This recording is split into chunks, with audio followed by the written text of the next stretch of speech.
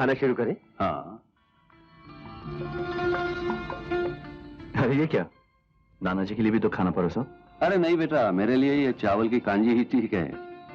आदमी जितना दौलतमंद होता जाता है उतना ही उसका पेट छोटा होता जाता है। मालिक की उम्र भगवान लंबी करता जाए, इसलिए हमारा ये फर्ज है कि इन्हें कम से कम और खास तौर से उबली हुई चीजें दी जाए, ताकि घंटी बजाने वाली बीमारियां इनसे बहुत दूर रहे। Diabetes, blood pressure, heart problem वगैरह वगैरह, न जाने डॉक्टर ने कितनी बीमारियां बताई थी, और मालिक के लिए सख्त परहेज की हिदायत भी दी है, और साथ में ये दवाई।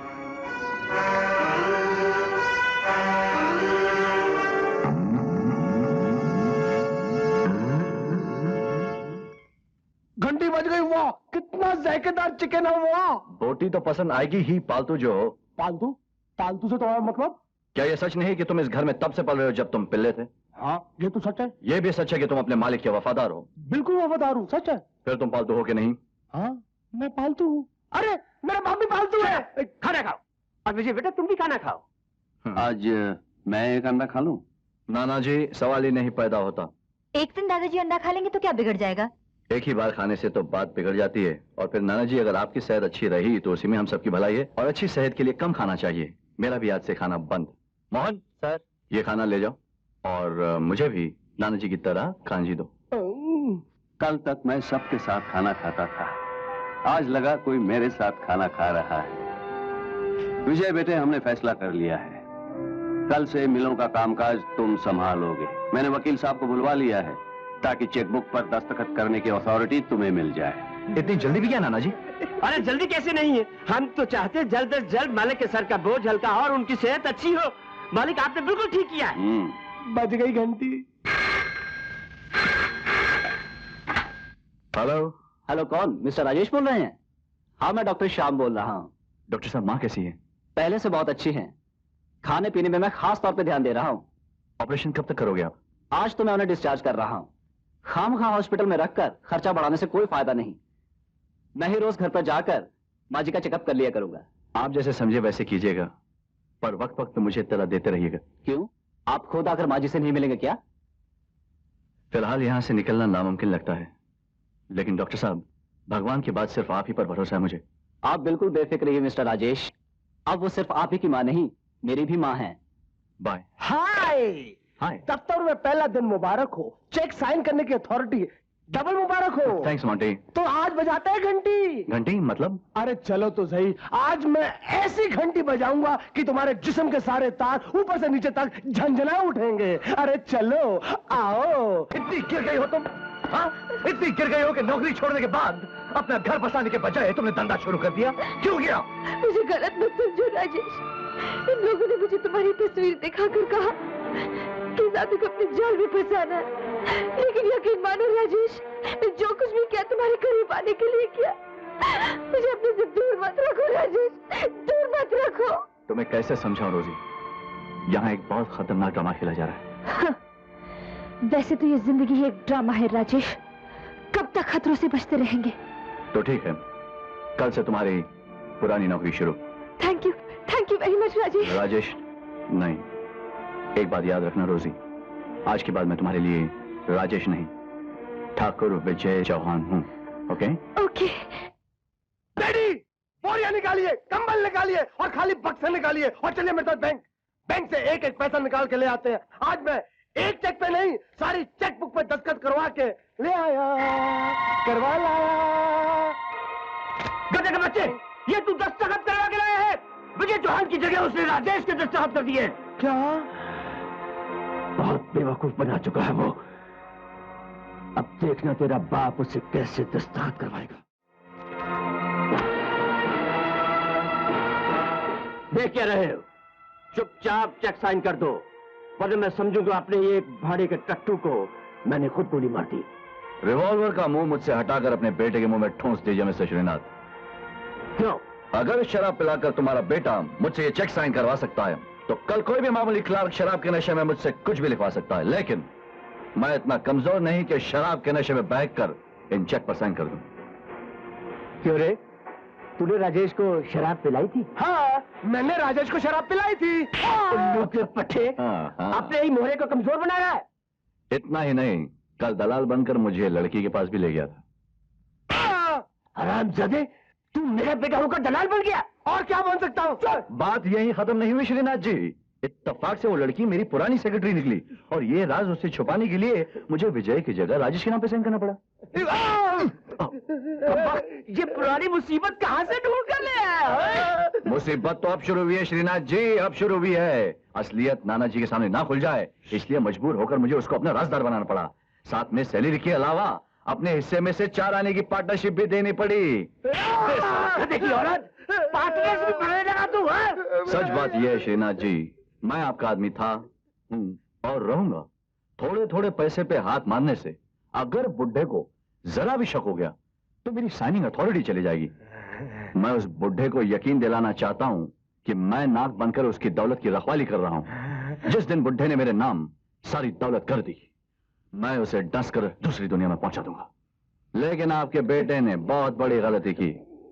मैं आपको यकीन दिलाने के लिए बाहर ले चलता हूं। वो लड़की मेरी सेक्रेटरी बनकर बैठी है, अपनी आंखों से देख लीजिए। आइए आइए ना, आइए। यही है वो लड़की? यही है वो लड़की। बज गई घंटी। आपने मेरा मुंह तवा समझ रखा है क्या, जो गरम गरम चपातियां सेकी जा रहे हैं? Hello, Navjivan industries. Yes, please connect me to mister Vijay. Who speaking? ये जानने की तुम्हें कोई जरूरत नहीं है। जो मैं कहती हूँ चुपचाप करो। मैं आपकी नहीं मिस्टर विजय की सेक्रेटरी हूँ मैडम, और सेक्रेटरी होने के नाते मेरे लिए ये जानना बहुत जरूरी है कि आप कौन है और मिस्टर विजय से क्या काम है। मेरा नाम और काम जानने के बाद तुम्हें इस नौकरी से हाथ धोना पड़ेगा। सिर्फ इतना बता दो, तुम्हारा नाम क्या है? तुमने कौन सा अपना नाम बताया जो मैं अपना इंट्रोडक्शन तुम्हें दे दूं?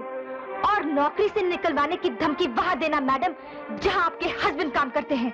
You cheeky idiot! मैं अभी वहां आकर बताती हूँ कि मैं कौन हूँ और मेरे हस्बैंड कहाँ काम करते हैं। यू खिसियानी बिल्ली!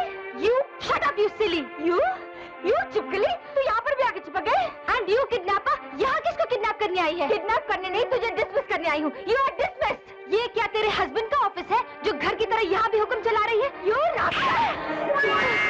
आज मैं तुझे छोड़ूंगी नहीं। ऐसी हालत कर दूंगी कि जिंदगी भर याद रखेगी। हालत तुमने खराब कर दूंगी तेरी। काल रोज रोज गजा कर दूंगी। कभी मेरी आंखें उठा कर देखा जुड़े की नहीं। आज मैं तुझे भी नहीं छोड़ूंगी।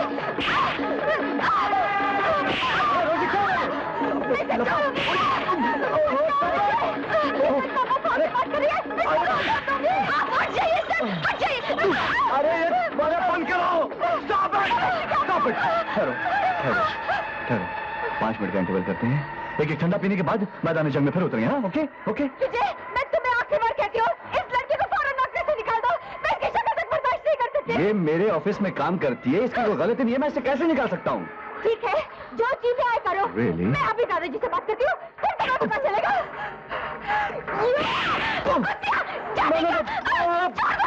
लड़की ऑफिस में सेक्रेटरी का काम कर रही है? हाँ दादाजी, मेरी आंखों के सामने विजय के साथ चिपक चिपक कर बात कर रही थी। आंखों की शर्म भी खत्म हो गई है उसकी।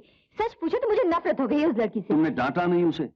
बताना था उसे कि इस तरह की हरकत करने से उसका बहुत बड़ा नुकसान हो जाएगा, नौकरी तक जा सकती है। अरे दादाजी, जब अपना ही सिक्का खोटा निकले तो दूसरों को समझाने से क्या फायदा? ठीक है, आज अपने ही सिक्के को घिसकर चमकाता हूँ। आने दो विजय को।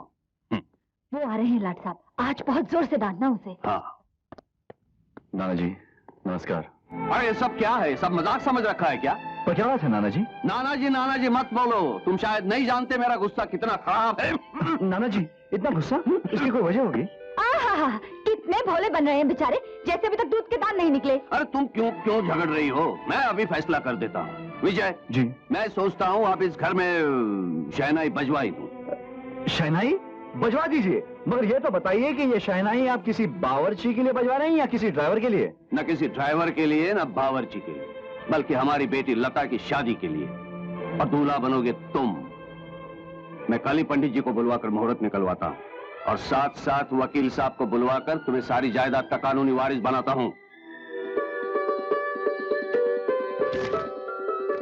कॉन्ग्रेचुलेशंस मिस्टर विजय, आज से आप मिस्टर रघुपति सहायक की जायदाद के इकलौते वारिस बन गए।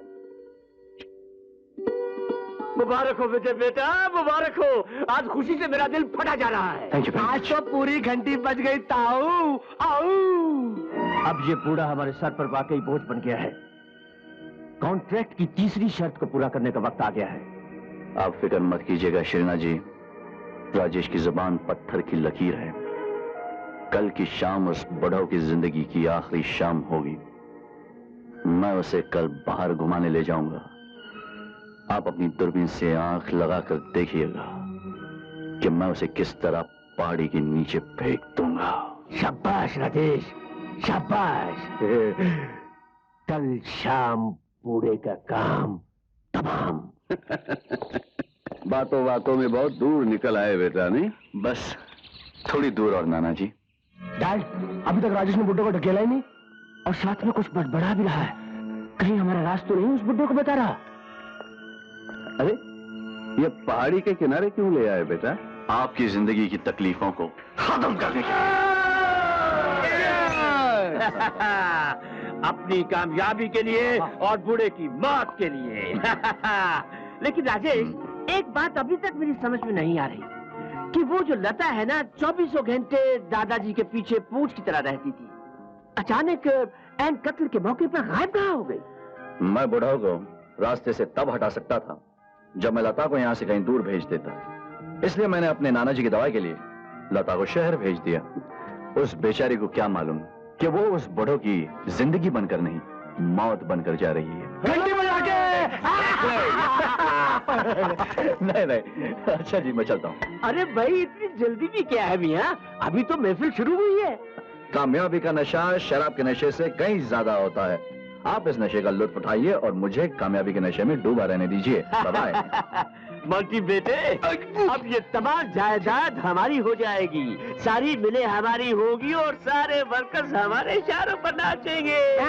वर्करों को इशारे पर नचाकर क्या करोगे डैड? हमें तो वर्करों को मिलों से बाहर निकालना है ताकि हम वहाँ पर मल्टी स्टोरी बिल्डिंग्स खड़ी कर सके घंटी बजा के। वो तो ठीक है, लेकिन इन वर्कर्स को वहाँ से भगाएंगे कैसे? जुल्म से, घंटी बजा के। साथियों, हम हड़ताल नहीं करना चाहते थे, पर मालिकों ने हमें उस मुकाम पे लाके खड़ा कर दिया है जहां हड़ताल हमारी जरूरत ही नहीं, मजबूरी बन गई है।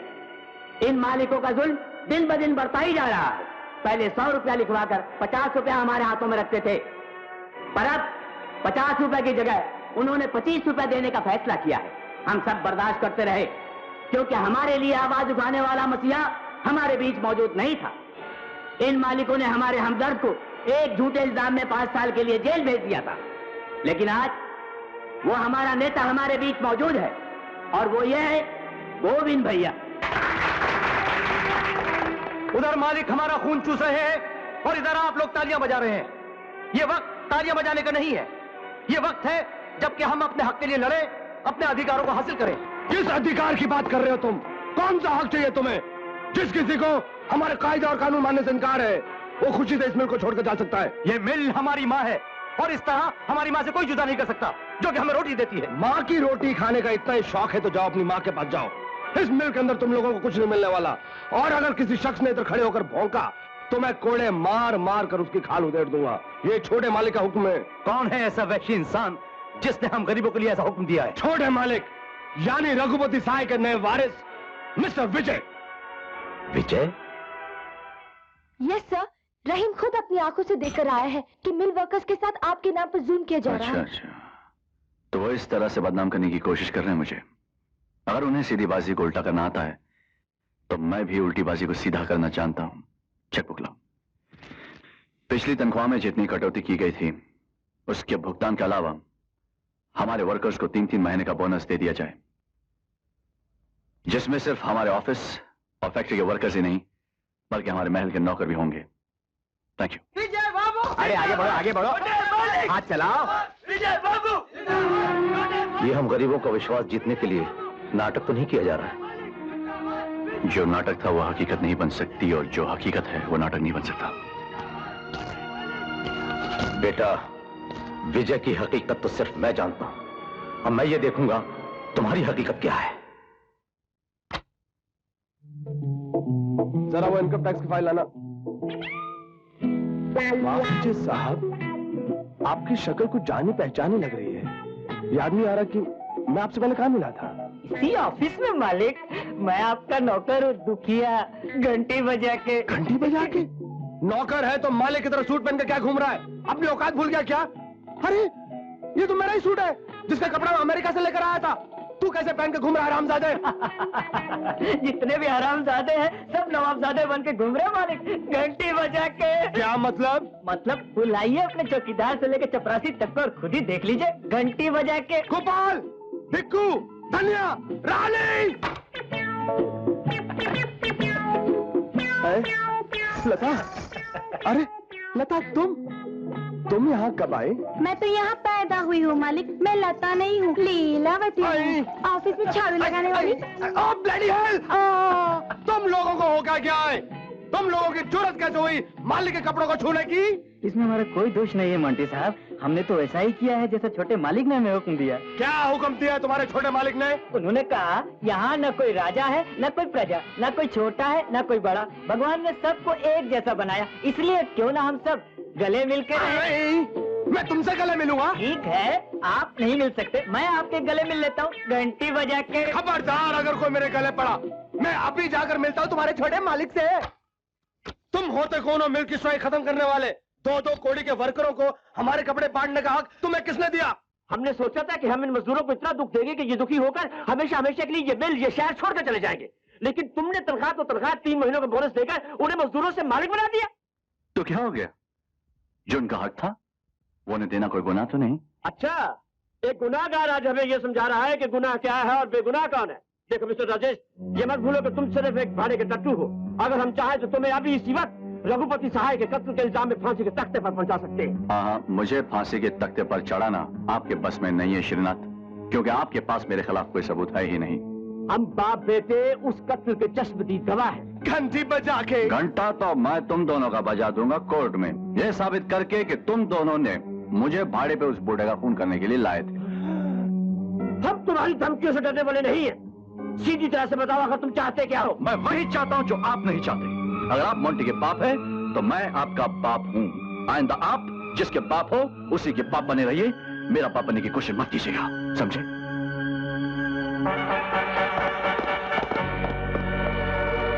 डैड, हम इसे सांप बना के लाए थे, लेकिन ये सपेरा बनने की कोशिश कर रहा है। घबराओ मत बेटे, इस सपेरे की बीन तो मेरे ही पास है। मैं कल ही शहर जाऊंगा, 2-4 दिन में वकील साहब से जायदाद के तमाम कागजात तैयार करवा के आता हूँ, और फिर किसी तरीके से भी उन जायदाद के कागजात पर इस उल्लू के पट्टे से दस्तखत करवा लूंगा। डैड, एक बात मेरी अच्छी तरह से सुन लो। अगर ये सांप है तो मैं सपोला हूँ, और सपोले का जहर इतना खतरनाक होता है कि वो डसता किसी और को है और मरता उसका दुश्मन है। मैं समझा नहीं बेटे। डैड, मैं इसे नहीं लता को डसूंगा। जब लता को पता चलेगा कि उसके दादाजी का कातिल राजेश है, तो हमारे रास्ते खुद ब खुद खुल जाएंगे। बात नमक हराम, तुमने जिसका नमक खाया उसी को मार डाला। लता, मेरी बात तो कोई बात नहीं सुनूंगी मैं तो समझ रही थी कि तुम मेरे हो, इस घर के हो, लेकिन तुमने मेरे दादाजी की जान ली। शायद तुम ये भूल गए हो कि मैं उस वफादार दीवान की बेटी हूँ जिन्होंने इस घर के लिए अपनी जान दी, और आज इस घर के लिए मैं तुम्हारी जान लूंगी। डर लगता है बेटा, गिर पड़ूंगा। एक कदम और दादाजी, एक कदम। वेरी गुड दादाजी। दादाजी? और अपने पांव पर खड़े हैं। दादाजी, क्या ये सच है या कोई चमत्कार है या करिश्मा है या कोई सपना है? ना ये सपना है ना ये करिश्मा है। नाना जी अपने पैरों पर खड़े हैं, यह हकीकत है। और इस हकीकत में छुपा हुआ राज इस दवा की शीशी में है। वो बाप बेटे पिछले 5 साल से दवा के नाम पर ये जहर कांजी में डालकर दादाजी को देते रहे। इसका नतीजा ये हुआ कि दादाजी के हाथ पैर सुन्न हो गए, पैरालाइज्ड। ये दवा धीरे धीरे इनकी जान भी ले सकती थी। जब विजय ने मुझे ये दवा जांच करने के लिए दी, तो मैंने उसी वक्त विजय से कहा था कि इस तरह के मरीजों का इलाज सिर्फ शॉक ट्रीटमेंट से ही किया जा सकता है। और उस दिन जब विजय दादाजी को घुमाने के लिए बाहर लेके गए और उसने व्हीलचेयर को नीचे फेंका,